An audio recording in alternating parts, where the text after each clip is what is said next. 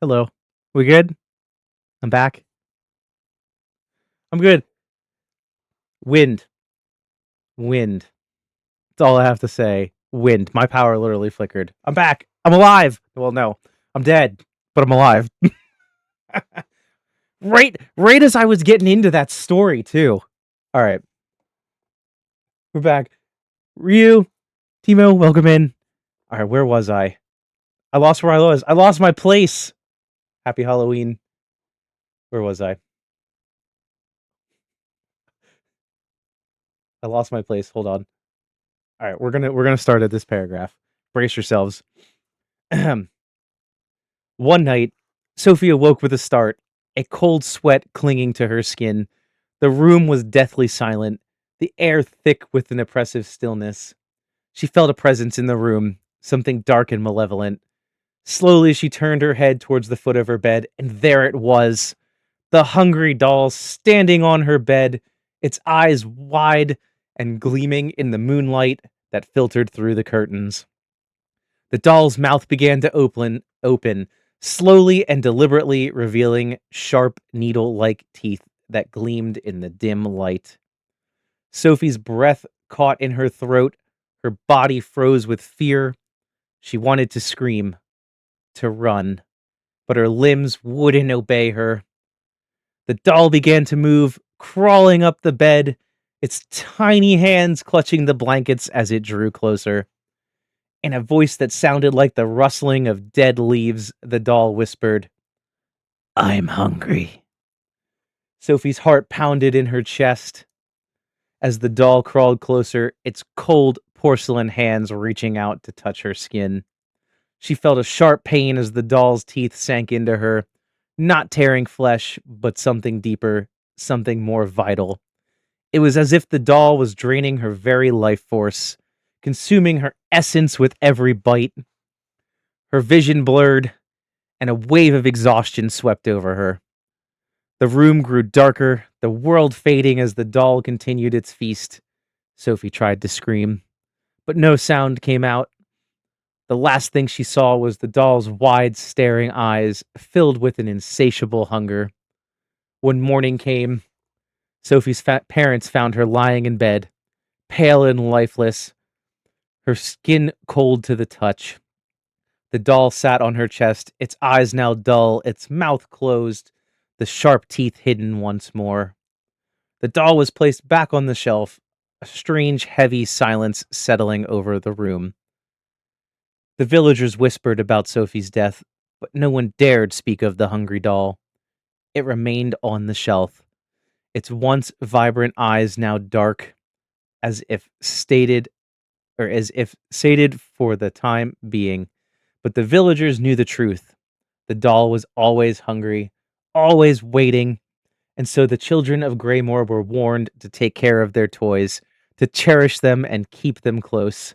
But the hungry doll remained, watching from its perch, its hunger growing with each passing day, waiting for the next child to come along, to love it, to neglect it, and to become its next meal.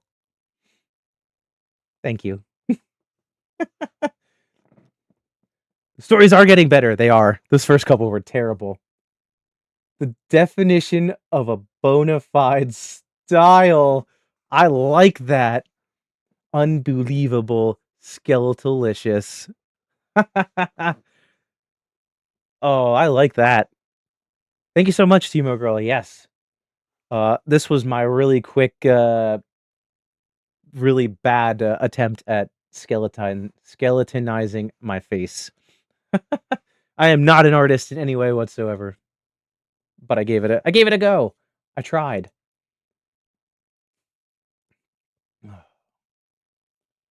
That was a better story, that one. You know, until I got cut off. Stupid wind. Like, literally, everything flickered. Both my monitors went out. Only one then came back on. And I was like, well, I'm fucked now. And then it all went out. Luckily, it only took me like 2 seconds to come back. So that was good. Could have fooled me. Looks professionally done. Bullshit. Definitely not professionally done. This was me with white and black face paint, literally in the bathroom, in the mirror, 10 minutes before I came on stream, just going, I'm just gonna do this. I'm gonna put black around here and black on my nose and do this, and I'm good to go.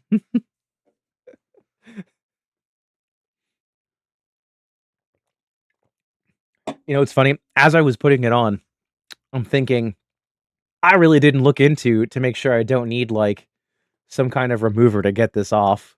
How terrible would that be if I try to get this off later and it doesn't come off? It should though. I think it's oil-based face paint, so it should come right off with a little bit of oomph. Oh, are we enjoying our stories, everybody? For those who just came in, the half a story you maybe heard or a quarter story, not sure. Oh, I hope everybody's having a good Halloween. You're enjoying the monkey good. Is anybody giving out any candy today? Like, or have you? No, I think you're all pretty sure everybody that's here besides Brian is all in the past from me. uh, but is anybody planning on giving out candy or doing anything for Halloween? Anybody streaming today for Halloween, like myself, or going trick or treating for yourselves? You're going to your daughters later to hand out candy. Ooh, nice. You're back. I am back, Brian. Yes, it's very windy here. I can hear the wind. Actually, thought about streaming, but decided against it. Also, there's ads coming in about 40 seconds. I've already snoozed it a couple times while we were reading, so I'm gonna let this one run while we chat real quick. But why'd you decide against it? Just not up to it? I had some of that in the last 2 weeks, not feeling up to it on top of the back pain. Just was like, "Nah, I don't feel like it." But I am back. I promise. Just didn't feel like it? Hey, that happens. It happens to me quite often now. I feel, sometimes very drained by the time I get home from work, and then I'm just like, "I don't wanna do this tonight." On top of the mass amounts of pain that my back was in, was just a lot this week. Alright. So, what do we wanna read next? Do we just wanna continue there's one more on this, thing I'm on now. So maybe we'll read this last one that's on here, and then maybe I'll jump over and do a little bit of, Edgar Allan Poe. Why not, right? Streaming later, Outlast 2.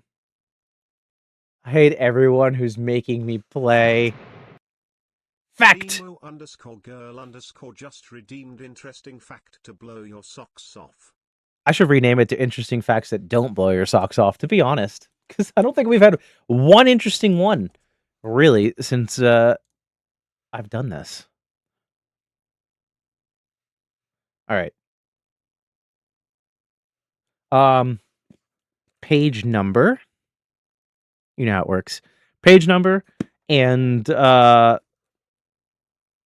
which one on the page? 1, 2, 3, or 4. That's how it works. For those who are new, anybody that's new, that's how it works. You redeem that. You pick the page number, which is like page 18. A lot of pages. And then you pick which one on the page. If I can find page 18. Nope, too far. All right, no. 20, 16. I got it. Okay, 18. All right, page 18, number 4.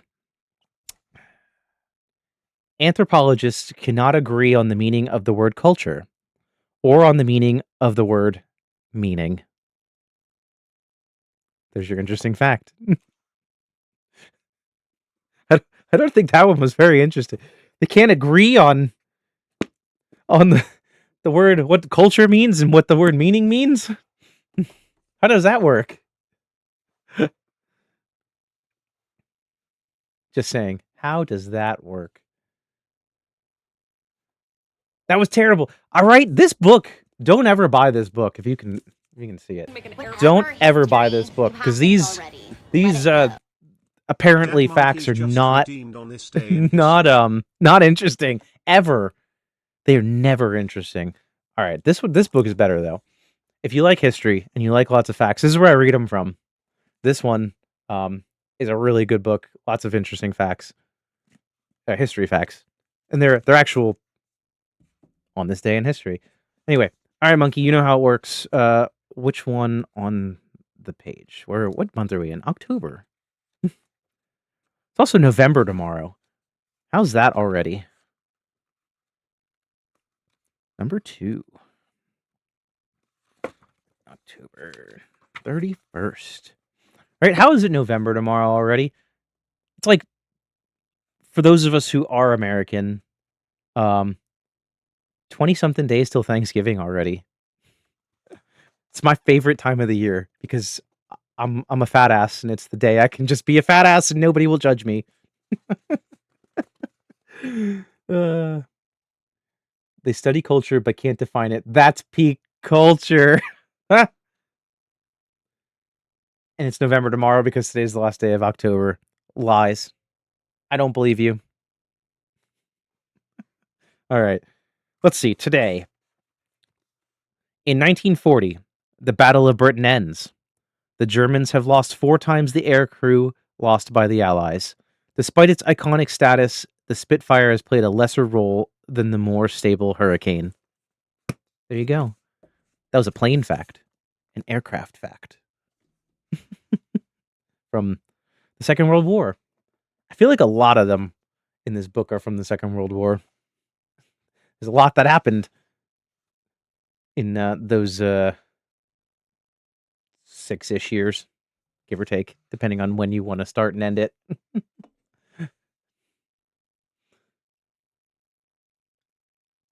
All right.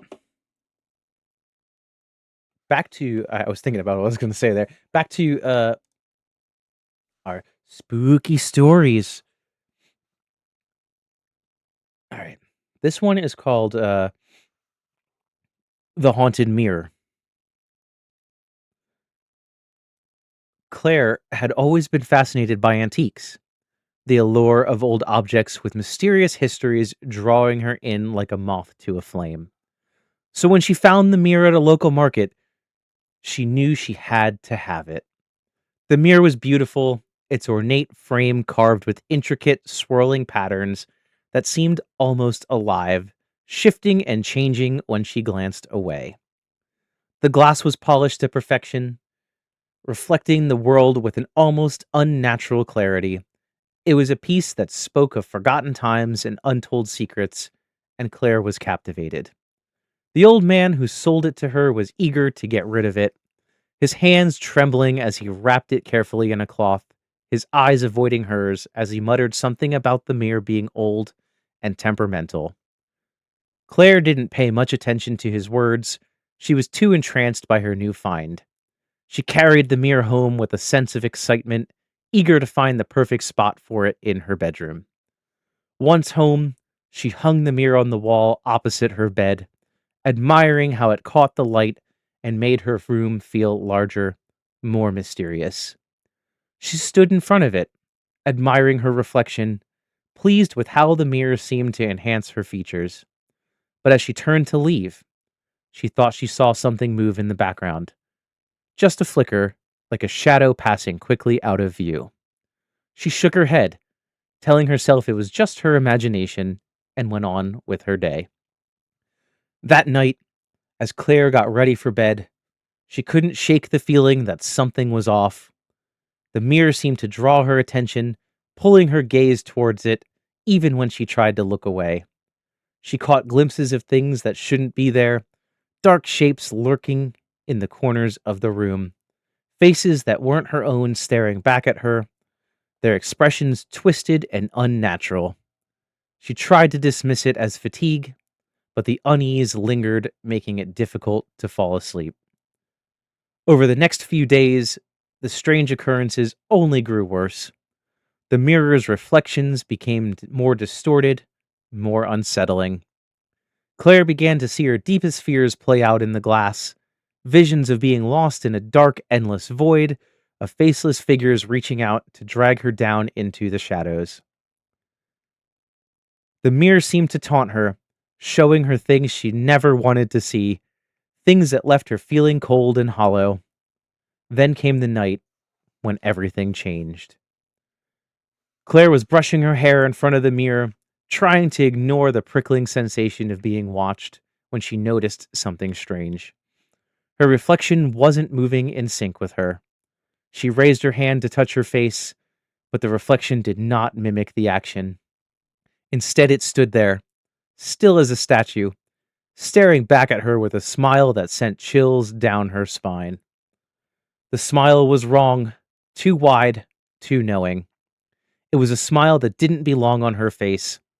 And then the reflection began to move on its own, slowly, deliberately, raising its hand to press against the glass. Claire's heart pounded in her chest as the room grew cold, the temperature dropping so rapidly that her breath misted in the air. The mirror started to glow with an eerie, sickly light, casting long, unnatural shadows across the room. A whisper filled the air, soft at first, but growing louder, more insistent. It was coming from the mirror, from the twisted reflection that now seemed more real than she did. The voice was cold and malevolent, telling her that it wanted her soul, that it had been waiting for someone like her, someone who could be trapped, someone who would take its place. Claire tried to tear her gaze away, but she couldn't. The mirror held her, its pull irresistible. She felt herself being drawn closer, her body moving against her will. The reflection's hand pushed against the glass, and to her horror, it began to break through, the surface of the mirror rippling like water. The hand reached out, its fingers cold and solid as they wrapped around her wrist, pulling her towards the glass. She struggled, but the force was too strong. With a final desperate scream, Claire was yanked into the mirror, her body passing through the glass as if it were a doorway. On the other side, she found herself in a twisted, nightmarish version of her bedroom. The walls were dark and warped, the air thick with a suffocating sense of dread. Everything was wrong, distorted, as if she were seeing the world through a funhouse mirror. And there, standing on the other side of the glass, was her reflection. Only it wasn't her anymore. It was the ghost, the malevolent spirit that had been trapped in the mirror for centuries, now free to walk in the real world wearing her face. It turned and smiled at her one last time, a grin full of malice and triumph, before it stepped out of the room, leaving Claire trapped inside the mirror, pounding on the glass with no one to hear her screams. The next morning, Claire's family noticed a change in her. She was quieter, her movements a little too precise, her smile a little too wide. They dismissed it as stress or fatigue, never suspecting that the girl they saw was not their daughter, but a spirit that had taken her place. The haunted mirror remained in her room, its glass now dark and lifeless, waiting for the next unsuspecting soul to look into its depths and fall victim to the curse within. Didn't see that coming. No, I kind of did. Oh no! I almost went in for the itch. That was close. I'm gonna do it eventually. I'm gonna just smear it. Thank you. Thank you. I didn't write it, but thank you. That one, I kind of saw where that one was going. Oh, there's more on here. I thought that was the last one. There's many more. Anyway, does anybody, before I move on to another story, does anybody have like a favorite like scary movie, like a horror movie or like a scary horror movie? Like what is your like favorite? Like if I were I don't watch many like horror type movies or anything of that sort, but if I were to pick one that I have seen, it would probably be Scream. Poltergeist. That's a good one. I've seen Poltergeist, not in a long time. That is one I've seen. Mine would be Scream, and I've only seen the first 5, so I haven't seen the last one. I think right there's 6. I think there's 6, and isn't there a new one coming out? 7? Isn't there a 7th one coming out? If I'm not mistaken, but I don't know. But Poltergeist, that's a good one. What about like Pet Cemetery? Like what else? What other horror movies have I seen? There's probably more than I think that I've seen because I shy away from them a lot of the time because I just don't enjoy them. But I've seen some of like the Friday the 13th and some Annabelle. Don't watch so much horror. Probably Scream. Hey, there's nothing wrong with Scream. Scream's such a good choice. It's the first one is so iconic. I've never seen Annabelle. There's it's like a there's this one. It's called VHS. Has anybody seen this? I think there's 2 of them, but I've never seen the second one. But it's like a weird like these 2 like guys find like a VHS tape and they start watching it and it's like these weird like short stories. I guess I don't even remember how it ends, but it was good. The Ring. I have seen The Ring one time. I have seen Texas Chainsaw Massacre. What else? What else have I seen? There's probably like I said, there's probably more than I'm thinking that I've seen because I'm not a big horror person. I've seen all the Saws, if you count that as horror. That's more like horror porn, blood porn. I actually thoroughly enjoyed the first Saw movie. I thought it was more of like a thriller with the twist ending than its sequels. Really did enjoy the first one. Okay. What other horror movies are out there? Gore porn. Yeah, that's what I was trying to get at. But like the sequels, I think are more gore porn than the original, like the first one. I don't think the first one as much. And then it just kind of like spiraled from there and just got like more and more like over the top. And I think more and more away from like the story. My nose itches so bad right now. You have no idea. I just want to itch my nose. I can't. Oh, all right. We ready for another story? I'm just reading the titles real quick. I gotta hear this first. I gotta hear Kermit before we do a story. Come on, Kermit. Timo girl asked me, Kermit, if you were a ghost, whose house would you haunt first? I'd haunt Miss Piggy's disgusting pigsty of a house first. That washed up old bitch deserves some ghostly wrath for being a royal pain in my froggy ass. I'd make her jump out of her skin so hard she'd finally lose all those pounds of bacon she's been hoarding, and then Yoshi the wannabe frog could join in and we'd haunt the absolute frog crap out of her place. Boo, you pig-loving monstrosities. He went hard. He did not hold back on Miss Piggy. Wow. I had a feeling it would be Miss Piggy too, Monkey. Wow. Kermit did not hold back.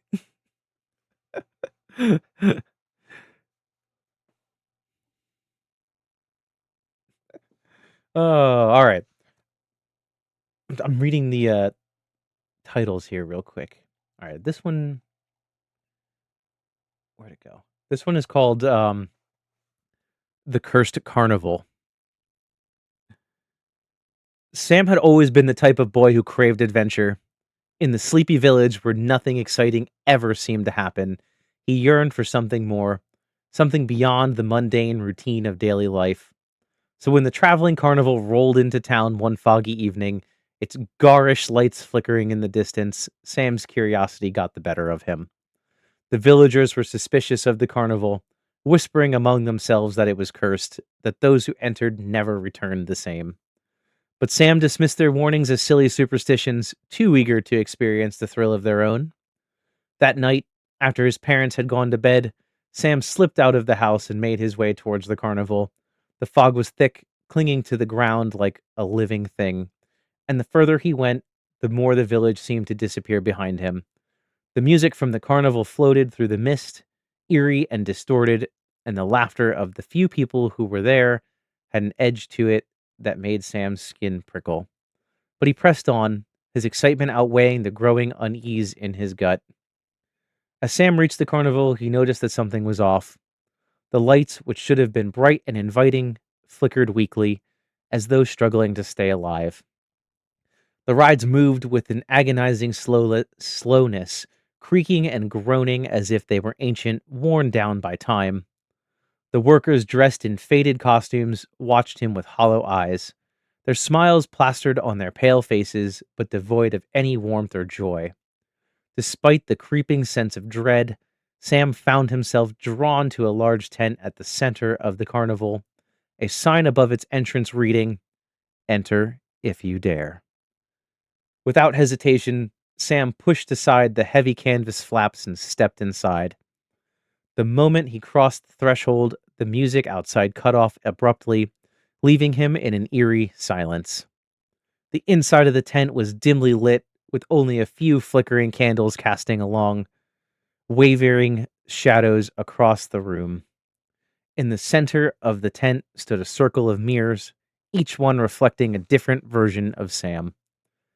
As he moved closer, Sam realized that the reflections were not simply showing his current self, they were showing what he could have been, what he might have become if he had made different choices in life. One mirror showed him as a successful businessman dressed in a sharp suit with a confident smile.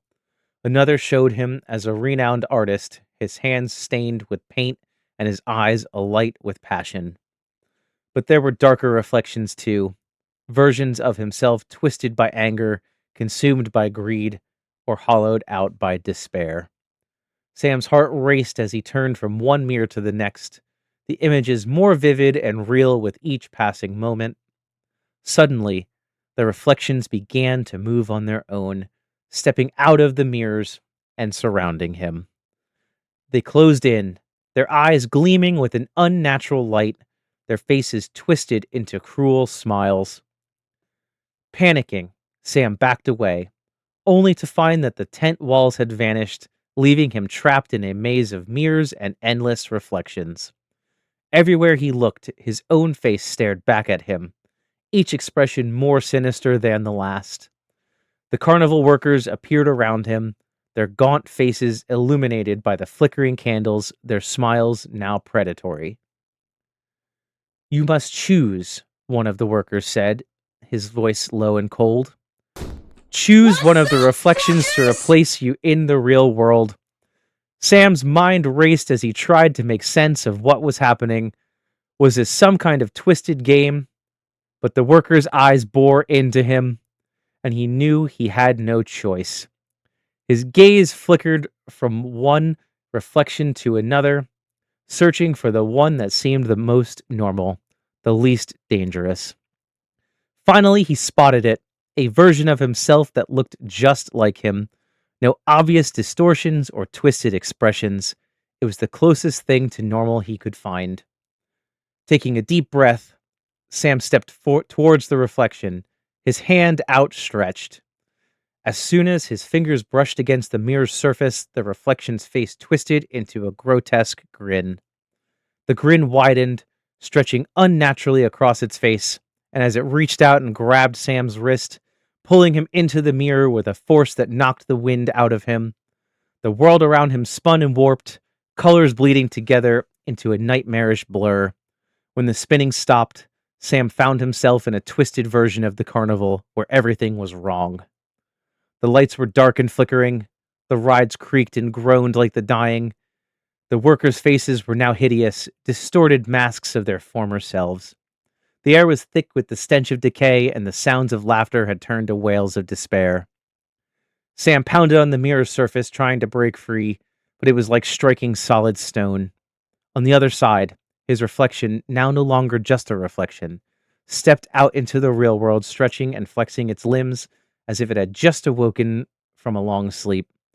It turned to look at Sam, its grin now a full, mocking sneer, before it walked away, leaving Sam trapped in the nightmarish carnival. The next morning, the villagers awoke to find the carnival gone, leaving behind no trace except for the eerie silence that lingered in the air. Sam's parents soon noticed that their son wasn't quite the same. He seemed colder, more distant, with a strange glint in his eye that they couldn't quite place. But by then it was too late to do anything about it. The real Sam was lost forever in the cursed carnival, trapped in a twisted world where reality and nightmares were one and the same.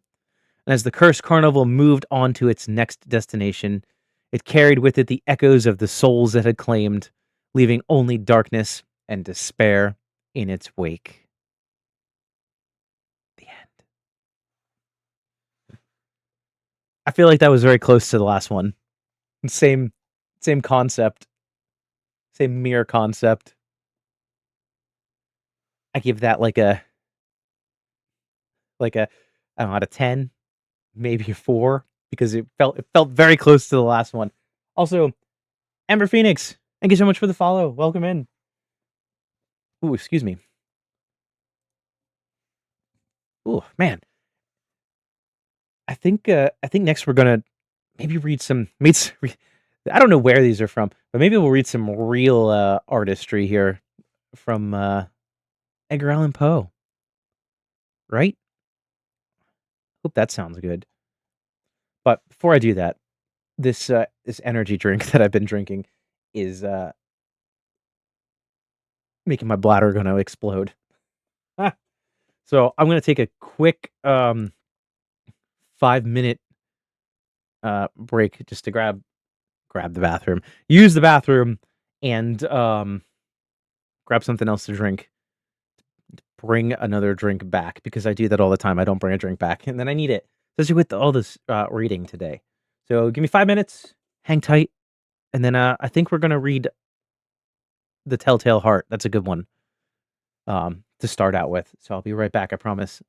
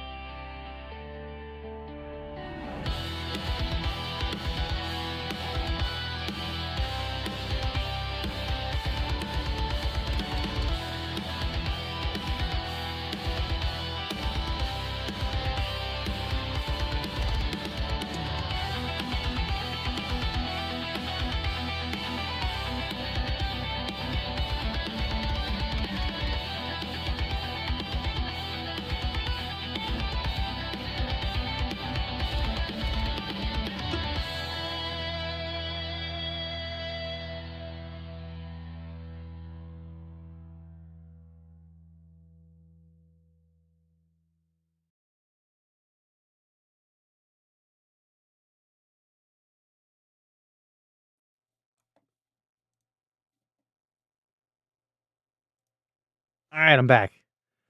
That was a terrible spot for ads to start. But we'll wait. We will wait for ads to be over. They're short. So, but also, Amber, thank you so much for the follow and hanging out for as short as you did. You say yay po, and then we're like, gotta go to work. I appreciate you hanging out for as little as you did. We hope to see you again. All right, ads should be over in just a minute. Really, like seconds. Is everybody back? Are we all back? We're all here. We're all good. We can continue. Those pesky ads are over. All right. I love reading what the bot writes here in chat sometimes. Sometimes it's funny. Did it just do another ad? Wow. I don't get it sometimes. Anyway, so we're gonna read some Poe here. And we're definitely gonna start with the Telltale Heart. It's a good story. A good short story by Edgar Allan Poe. If you've never read any of his stuff, I definitely suggest it. Especially in October. All right. Are we all ready? We're all ready for some Edgar Allan Poe, The Telltale Heart, which was published in 1843, to put that into perspective. I am not doing this in a Victorian style. It will never happen. Don't ask. Don't ask me to do it. All right. Are we ready? True. Nervous. Very, very dreadfully nervous. I had been and am. But why will you say that I am mad? The disease has sharpened my senses, not destroyed, not dulled them. Above all was the sense of hearing acute. I heard all things in the heaven and in the earth. I heard many things in hell. How then am I mad? Hearken and observe how healthily, how calmly I can tell you the whole story. It is impossible to say how how first the idea entered my brain, but once conceived, it haunted me day and night. Object there was none. Passion there was none. I loved the old man. He had never wronged me. He had never given me insult. For his gold I had no desire. I think it was his eye. Yes, it was this. He had the eye of a vulture, a pale blue eye with a film over it. Whenever it fell upon me, my blood ran cold, and so by degrees, very gradually, I made up my mind to take the life of the old man and thus rid myself of the eye forever. Now, this is the point. You fancy me mad?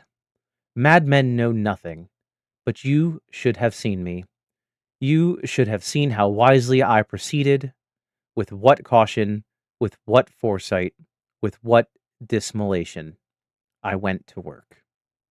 I was never kinder to the old man than during the whole week before I killed him.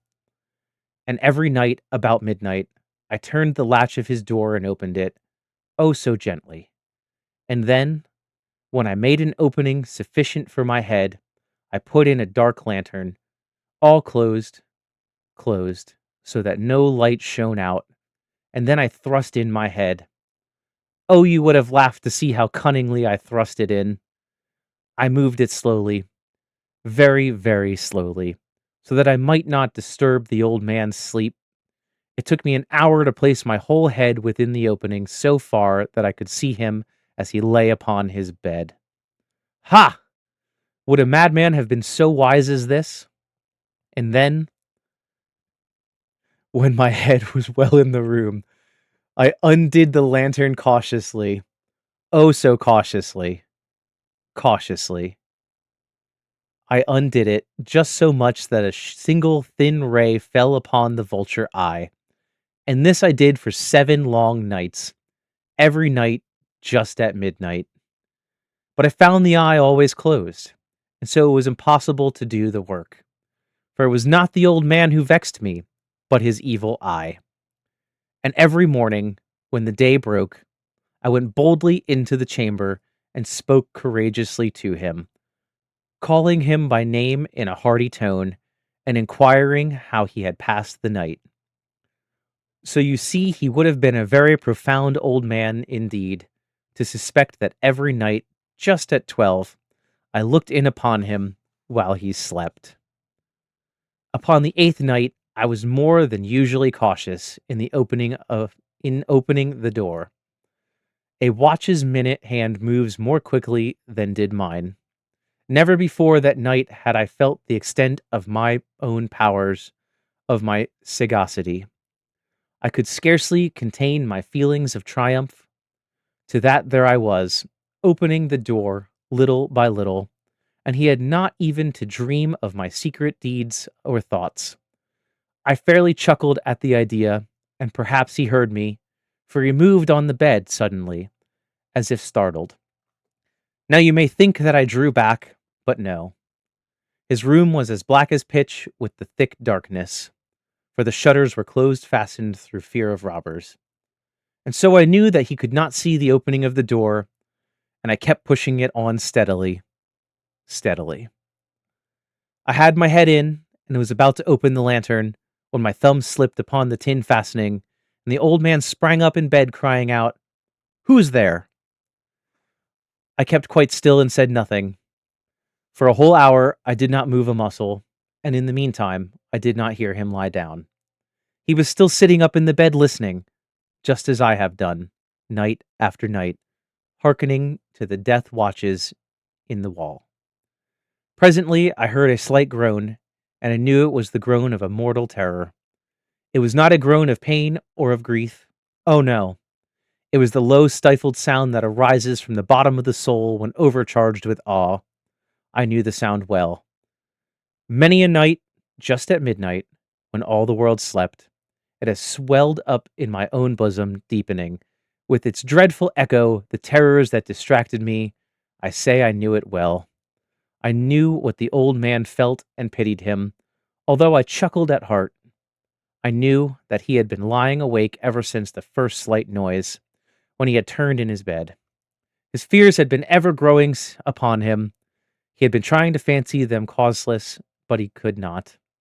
He had been saying to himself, "It is nothing but the wind in the chimney. It is only a mouse crossing the floor."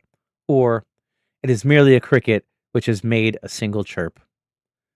Yes, he had been trying to comfort himself with these suppositions, but he had found all in vain.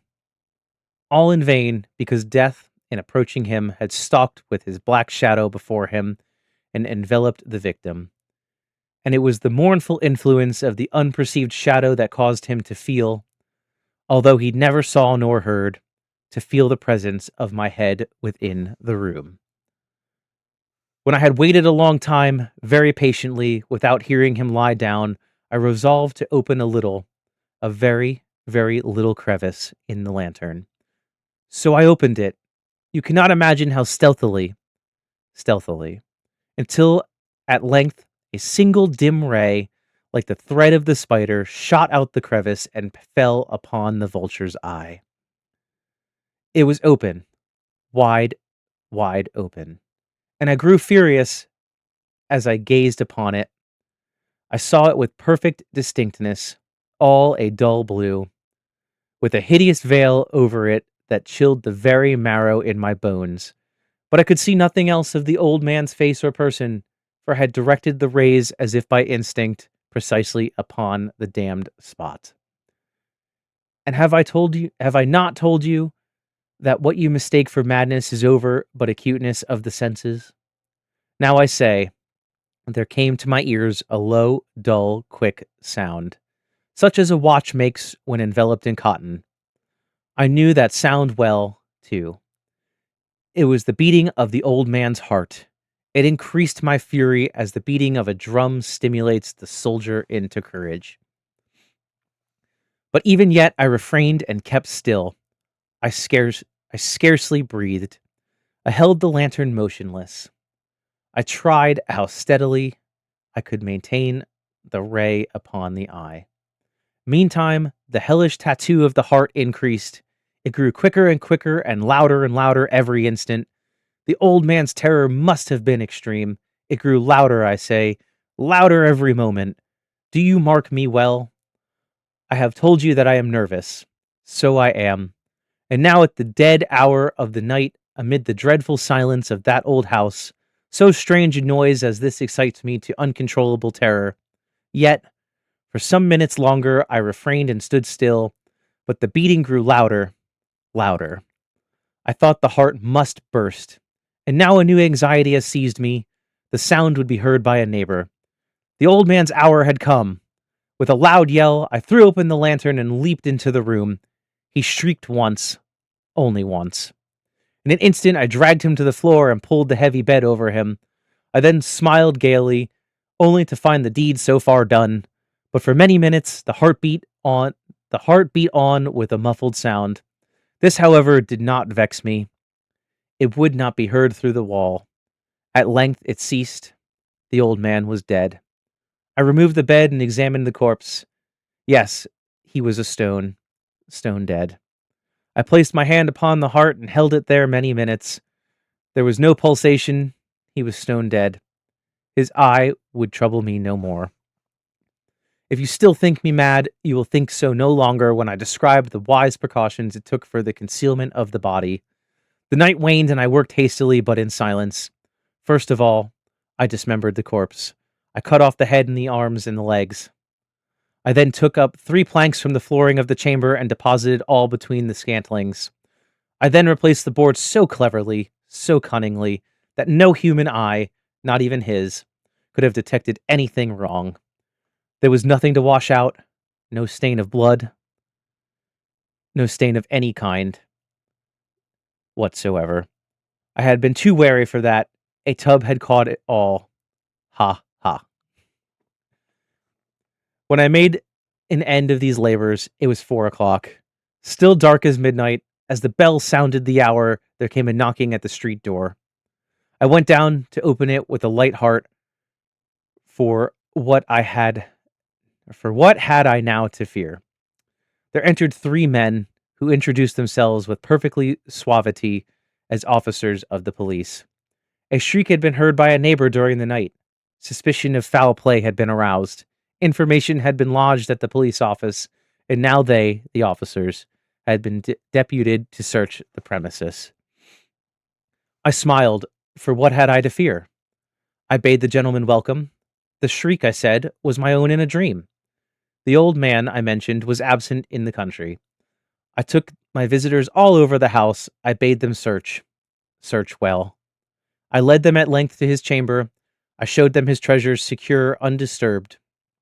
In the enthusiasm of my confidence, I brought chairs into the room and desired them here to rest from their fatigues, while I myself, in the wild audacity of my perfect triumph, placed my own seat upon the very spot beneath which reposed the corpse of the victim.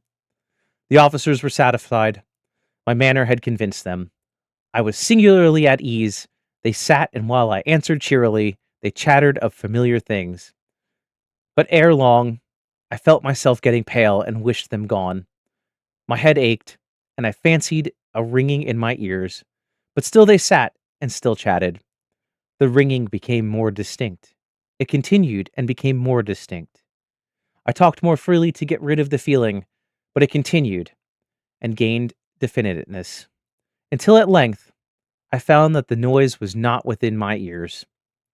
No doubt I now grew very pale. I talked more fluently and with a heightened voice, yet the sound increased, and what could I do? It was a low, dull, quick sound, much such a sound as a watch makes when enveloped in cotton. I gasped for breath, and yet the officers heard it not.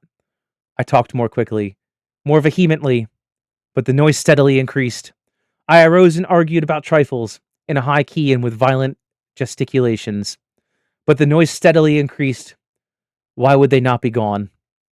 I paced the floor to and fro with heavy strides, as if excited to fury by the observations of the men, but the noise steadily increased.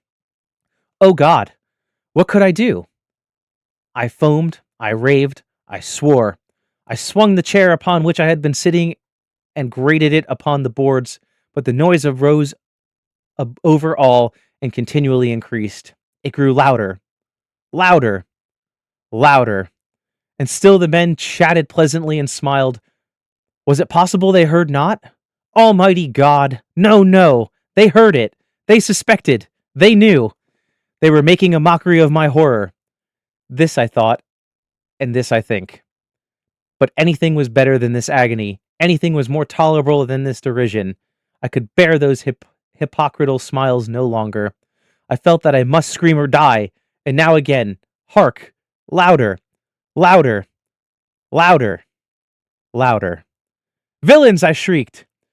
Dissemble no more. I admit the deed. Tear up the planks. Here, here! It is the beating of his hideous heart. Thank you.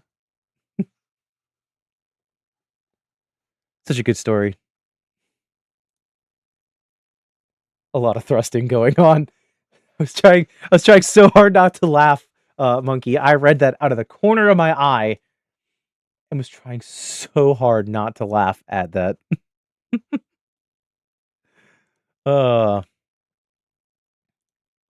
But I love Edgar Allan Poe. They're so good. Let's see, what do we want to read? There's so many good ones. It was suggested before The Fall of the House of Usher. So let's do that one. And FYI, they're all quite long. They're not short. Well, they're short stories, but they're not as short as other ones we were reading. This one was published in 1839. During the whole of a dull, dark, and soundless day in the autumn of the year, when the clouds hung oppressively low in the heavens, I had been passing along, or alone, on horseback, through a singularly dreary tract of country, and at length I found myself, as the shades of the evening drew on, within view of the melancholy house of Usher. I know not how it was, but with the first glimpse of the building, a sense of insufferable gloom pervaded my spirit. I say insufferable, for the feeling was unreliable by any of that half pleasurable, because poetic sentiment with which the mind usually receives even the sternest natural images of the desolate or terrible. I looked upon the scene before me, upon the mere house and the simple landscape features of the domain, upon the bleak walls, upon the vacant eye-like windows, upon a few rank sedges, upon a few white trunks of decayed trees, with an utter depression of soul which I can compare to no earthly sensation